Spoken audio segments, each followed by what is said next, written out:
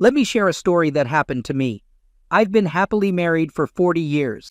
I'm 64, and my wife is 62. Our relationship is more than ordinary, it's truly unique. We're not just financially stable and healthy, but also proud parents of two great daughters who gave us 3 amazing grandchildren. Our journey together goes beyond simple companionship. We're deeply connected. Reflecting on it, I realized we're not just best friends, but true halves. Even younger couples would envy our close bond. So, you're probably wondering what could go wrong in such an ideal scenario? One Saturday stands out vividly. The sun was shining, making the day full of joyful anticipation. I was excited about a golf game with my friends, the highlight of my week, breaking the monotony of everyday life to enjoy quality time on the golf course.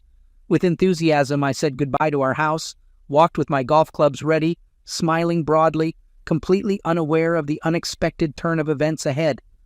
I was looking forward to the day, not knowing a fateful incident was about to happen. As I impatiently approached the golf course, a sudden realization struck me. I forgot my reliable golf club repair tool, a must-have for any golf lover. My friends expected me to bring it, but in the rush of leaving home, I completely forgot. Frustrated, I decided to correct my mistake and quickly turned around, driving back home. After parking the car and getting out, I noticed Victor at the front door, ready to help in any situation.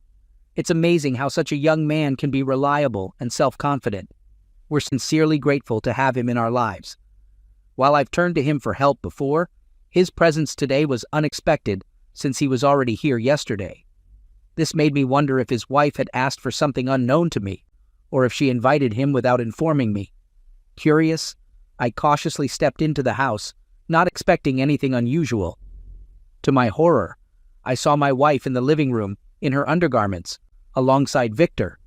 When I entered, I was surprised to see my partially dressed wife and Victor, shirtless, coming out of the guest bathroom. Their astonished faces showed they were caught off guard by my sudden appearance. Although there were no obvious signs of a compromising situation, their reaction and the palpable smell of closeness in the air left no doubt that I barely managed to avoid being caught red-handed in an unexpected situation. I found myself at home in a delicate situation. My wife asked about the reason for my early arrival, but I chose to ignore her and directly addressed Victor. It was an unprecedented occasion, since I always considered him a well-mannered young man. He hesitantly tried to explain his presence, and my wife immediately intervened. Raising her voice in his defense, she explained that she had called him to service the pool. To my surprise, I replied that I doubted the need to clean the pool, as it had been taken care of only the day before. I saw her trying hard to regain control of the situation, but it didn't work out as she hoped. She quickly realized her earlier statement sounded silly and tried to save the situation by blaming the pool not being cleaned before. On the other hand, Victor looked completely shocked, as if he had seen a ghost. I pointed at Victor and firmly stated that I was aware of his actions. Even though my suspicions were based on limited facts, if I found him in my house again, I wouldn't hesitate to take extreme measures. Hurriedly leaving, he didn't forget to put on his shirt and quickly disappeared into his car. Despite my wife's pleas to stop accusing her, she insisted I was being unreasonable and had some kind of mental disorder. It's crucial to note that our marriage, as I mentioned earlier, has always been strong. I trusted her completely, and until this incident, I had no reason to doubt her. Decency. I could feel it in the air. There was a palpable awkwardness in their body language. My intuition told me I stumbled upon something, and her defensive reaction only confirmed my suspicions. It reached a point where she threatened to involve our children and grandson, trying to shift the blame on herself. Curiosity made me find out why she chose such an outfit, because she usually prefers more modest outfits for sunbathing. The bra and underwear she wore for sunbathing were not what I expected. They were transparent, which surprised me. When she explained she was going to sunbathe and swim, it was hard for me to believe it, considering the cool weather. In all these years, I have never seen her swim in such conditions. Something was off, and I felt like she wasn't being completely honest. Despite her attempts to make me doubt myself through intimidation methods, I remained confident in my intuition and firm in my beliefs. I thought about the length of this novel. Considering he is only 19 years old, and we have known about him for 3 years, This made me doubt that she was manipulating and deceiving me for much longer than I had initially assumed. Our differences quickly escalated into a sharp quarrel, which happens between us very rarely. Despite my accusations, she stubbornly denied all her actions. At this time, friends called and asked about my lateness. I considered going to a psychologist, but in the end, I decided to go. I hope this will give me the opportunity to calm down and gain clarity of mind. While playing golf, memories from the past kept popping up, making me wonder if she was unfaithful and if she manipulated me by using means of manipulation. It gradually became clear to me that I hadn't noticed this throughout our marriage. If I hadn't identified them in that delicate situation, I would most likely have continued to accept her explanations without question. It suddenly dawned on me that I had been harboring this suspicion for a long time. But deep love for her and naivety did not allow me to admit it. I have never delved into these uncertainties, but there was one distinct memory that always remained in the shadows. Despite the passage of time, I decided to return to it, refraining from trying to classify these memories as suppressed. On the contrary, I began to look at them anew from the point of view of a mature and knowledgeable person, far from the young and inexperienced 20-year-old boy that I once was. We lived together before marriage during my 2-year college studies. I had my first experience of a real romantic relationship after the period of military operations had passed. As a late teenager in this field, I perceived our connection as something unique, but looking back, I realized that there were obvious signs that I didn't notice at the time. In the process of deepening into reflection, the pieces of the puzzle began to connect. These memories surfaced in connection with recent events, evoking meetings in which, as I now suspect, at least 3 different men with whom she was in close relationship at that time took part. Among them was my former best friend, with whom I gradually grew distant. It's been over 2 decades since we last saw each other, because he now lives in another country. These thoughts persistently trouble my mind, refusing to fade away. The weight of these memories builds up in me, not allowing me to cope. They keep me awake at night, robbing me of much-needed sleep. Suffocating anxiety takes over my entire mind. When my wife predictably denied my accusations of having an improper relationship with our grandson's friend, she manipulated our innocent children into this situation, concealing the most crucial details. Keeping the truth hidden, she intentionally didn't mention the image etched in my memory. She was in a tempting bikini next to our grandson's friend, shirtless, while slyly talking about innocently caring for the pool in our backyard. Perhaps she had deceived me countless times before, easily escaping my notice. But this instance was an undeniable revelation, an indisputable betrayal that pierced my heart like a dagger. I found myself in a situation where she tried to portray me as behaving oddly in her later years. Even more distressing was my inability to convey to my children and grandson that intuition told me something was wrong.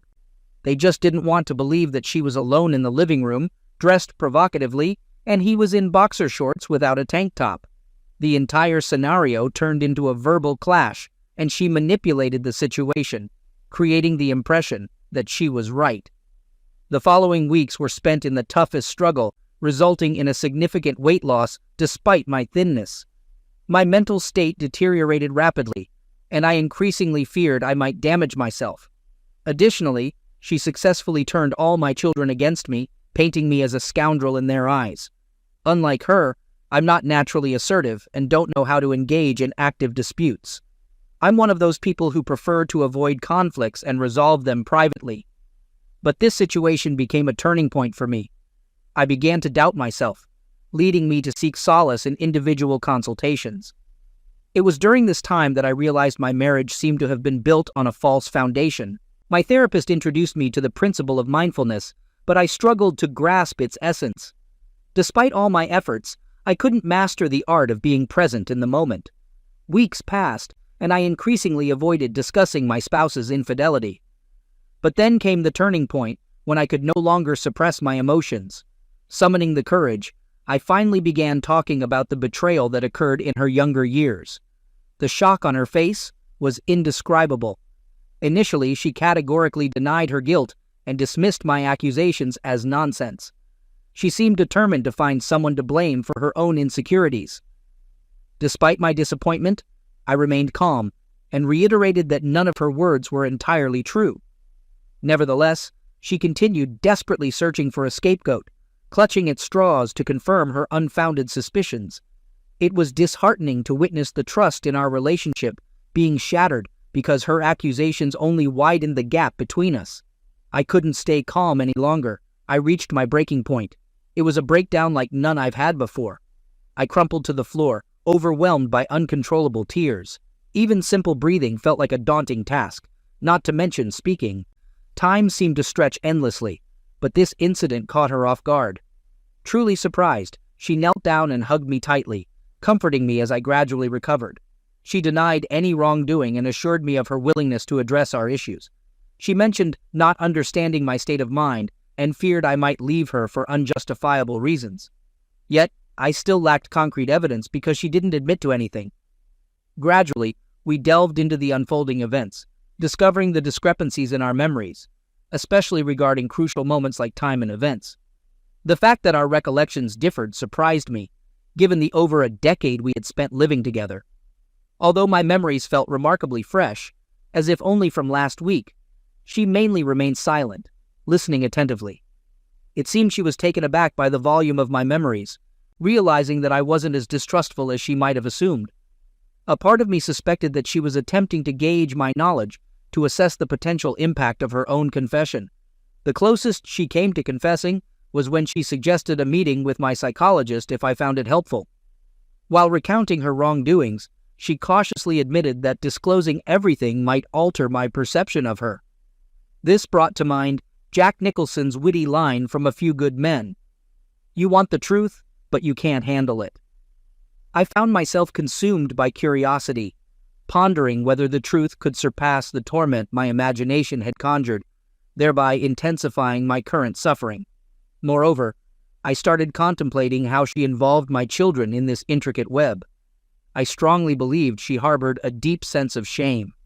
After 4 decades together, I felt I knew her inside out. To prove to our children I wasn't crazy and she was mistaken, I decided to secretly record our conversations. I was determined to gather evidence of her infidelity. One morning, I had the idea to reach out to my former best friend, suspected of cheating on his wife, whom we haven't seen in over 2 decades. In a desperate attempt to get him to confess to cheating with my wife, I decided to secretly record our conversation.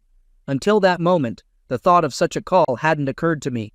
After obtaining his number from a mutual friend, I dialed it. With a pounding heart and trembling hands, I connected with a voice that seemed both familiar and sleepy because of the late hour in his part of the world. I said his name, mustering the courage to tell him the purpose of my call. Trying my best to keep an even voice, I grappled with the weight of the passing years, mentioning how it had been a while. There was a moment of silence, and I almost felt a thought flash through his head, replaying the steps of our past friendship. He replied, his tone wary, asking who I was. Summoning my strength, I took a deep breath and said I was David. His voice held a hint of disbelief as he echoed my name, asking if it was really me. I confirmed, and our conversation quickly shifted to another topic. We exchanged forced pleasantries, attempting to squeeze 2 decades of life into a few minutes, but the pain of lost time lingered. Despite the gravity of my call, I knew I couldn't delay any longer. Gathering my remaining courage, I posed a question. I asked if he remembered Anna. A pause followed, and even through the phone I sensed his concern. He hesitantly answered, confirming he remembered her. With a heavy heart, I weakly stated, choked with emotion, that she was my wife.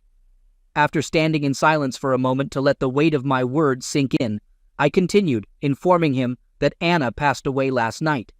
Silence enveloped us, seemingly stretching for an eternity. Realizing he must have been caught off guard, his thoughts raced. Trying to make sense of the news, I took a deep breath, attempting to convey emotions before her passing away. I said, "She trusted me." I mentioned her confession about his infidelity and revealed the betrayal, the lies, the lost years. There was a sharp intake of breath and a heavy sigh at the other end of the line. Cutting him off, I stated that I was choking, and my voice was filled with a mix of resentment and betrayal. How could he do this to me? He was my closest friend. On the other end, his sobs and choked voice intertwined. He admitted, with grief evident in every word, that he couldn't even express how deeply sorry he was. It was a terrible mistake that haunted him every day, and he regretted it with all his inner strength. Despite feeling the weight of his remorse, my heart still bore a powerful mix of anger and pain. When he made his confession, I couldn't help but continue recording our conversation, knowing it was the only way to force my wife to finally admit the truth. As he sobbed uncontrollably, the burden of his guilt over more than 20 years finally revealed itself. He pleaded for forgiveness, expressing his deep regret for letting me down in the most terrible way. When his confession lingered in the air for a moment, I felt a deep sense of loss. Our once strong friendship, built on trust and camaraderie, had collapsed beyond recognition. With a heavy heart, I uttered the last words, saying goodbye to John. After ending the conversation, a mix of emotions overwhelmed me. Although my heart remained heavy, I found comfort in having the indisputable proof I needed. Yet, the pain of betrayal still gnawed at my heart. When my wife returned, I mustered the courage and played the recording for her. As she listened, a deep shadow of embarrassment crossed her face. She could no longer deny the truth. She was ensnared in a web of deception. With tears in her eyes, she pleaded with me not to share the recording with our children. To secure her confession about the other two alleged affairs, we struck a deal. Recognizing the need for proof, I meticulously documented every detail of her admission. After the heart-wrenching confession, she implored me to promise not to share the recording. Feeling the need for space and reflection, I suggested we separate, giving each of us time to reassess our lives. It was time to reflect on the state of our decades-long marriage. Having spent over 4 decades together, I, a 64-year-old, and she, a 62-year-old, believed we had a strong and dependable connection. But everything changed when I discovered her connection with our grandson's friend. Troubling memories surfaced, casting doubt on her loyalty throughout our relationship. Despite the evidence, she vehemently denied any involvement with our grandson's friend. Instead, she attempted to blame me for our impending breakup, preserving her innocence. Surprisingly, during our conversation, I agreed, knowing it would devastate her. She suggested an amicable divorce, where I'd shoulder the blame for ending our marriage, citing my suspicions rather than her infidelity. Unbeknownst to her, I recorded every admission she made. The next day, my children approached me, urging reconciliation with their mother. It was then that I decided to reveal the recording, presenting irrefutable evidence. Consequently, they began to see her in a different light, realizing the extent of her betrayal. Angry at my decision not to fulfill the terms of our agreement, my wife waged war, intending to claim everything in the event of a divorce. However, she fails to understand that at my age, material possessions matter little, as long as I have enough to sustain myself. Until the age of 90, when many family members typically pass away, my focus is on something else. The love and support of my children are genuinely important, along with the legacy I'll leave behind. Despite pressure from those advocating for the preservation of our 4-decade relationship, they seem to forget that with age comes the desire to spend remaining years with someone who truly loves you. Whenever I look at her, all I see is deception, manipulation, betrayal, and lies.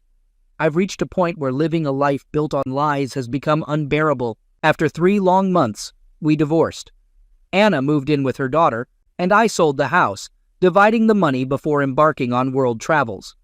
The children informed me of Anna's suffering from shame, her descent into deep depression, and a subsequent stroke that left her paralyzed. I experienced a moment of anger before resuming the call and inquiring with Amy, my sister-in-law, about her invitation to that man to meet us at the hospice. Amy confirmed that she had indeed invited him, though she had initially tried to dissuade Elaine. She wasn't sure about Elaine's reasons for wanting him there. I expressed surprise that Susie might also be present, but Amy clarified that Elaine had mentioned the 3-year-old was too young to hear their discussion. I decided to drop Susie off at her parents' place before heading to the hospice, and Amy and I made our way to the hospice together. Upon our arrival, Amy and I received a warm welcome from the nurse, Cindy, who informed us that Elaine was having a good day and had used the morphine pump less frequently. We then proceeded to Elaine's room, and Amy assured me that everything would be okay.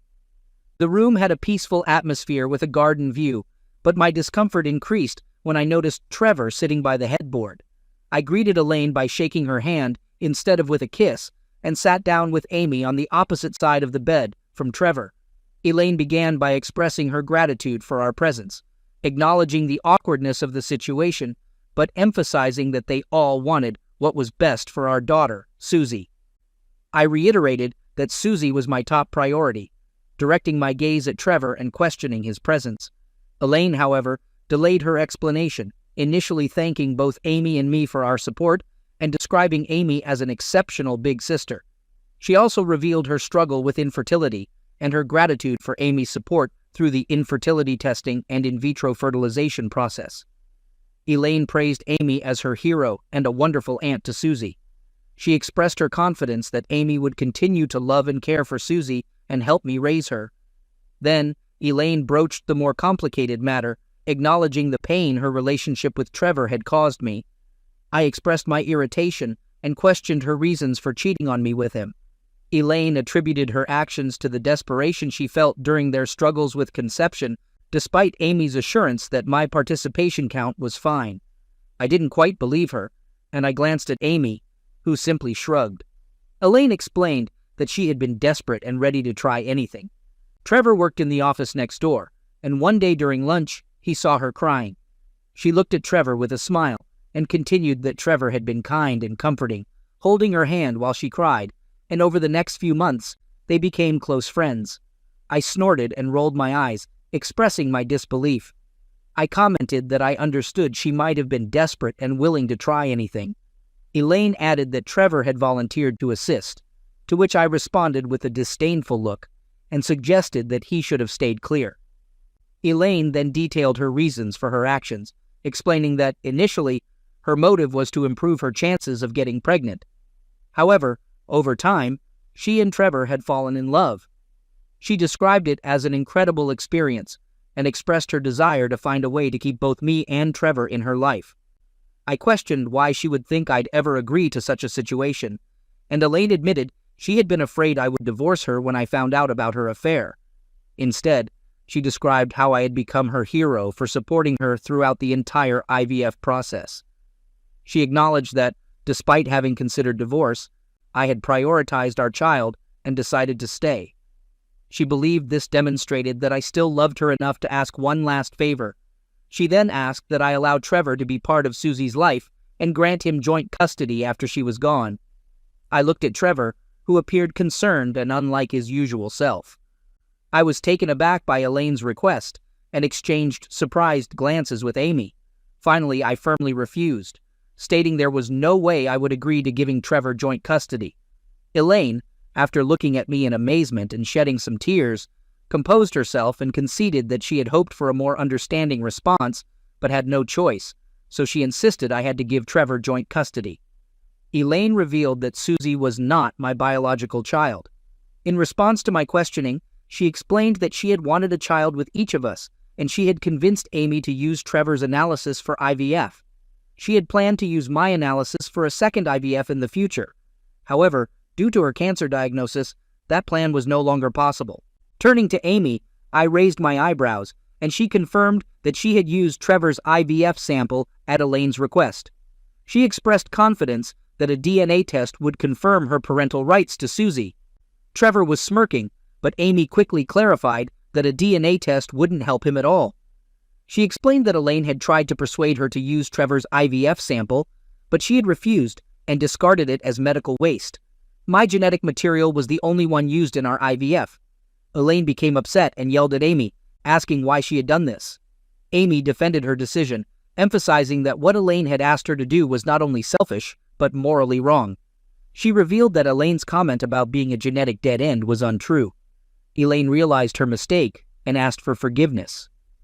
Amy explained that the eggs that combined with my analysis were hers, making her Susie's biological mother.